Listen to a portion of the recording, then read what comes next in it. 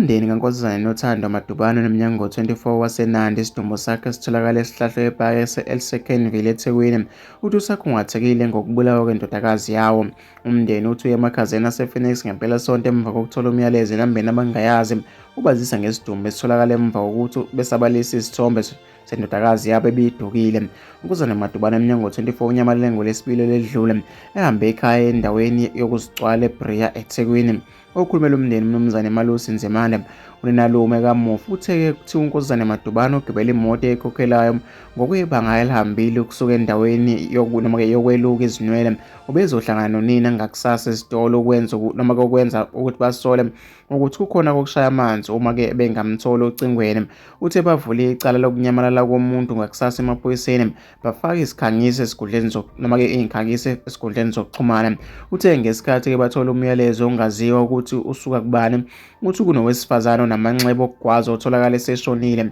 Kube buhlungu kubo bewumndeni kabange-ke basazihlupha nokuthi bathole eminye imininingwane nokuthi-ke ovela kubani. Banikele emakhazeni ukuyobheka lapho bethole ukuthi ngempela indodakazi yabo. Usixakile indlela ashone ngayo ngoba kube ngumuntu olungile futhi-ke ezibhekela umsebenzi wakhe. Namanje sisadidekile ukuthi yini-ke engenza abulawe kanje ngoba-ke asimaze nezitha, kusho-ke uNzimande.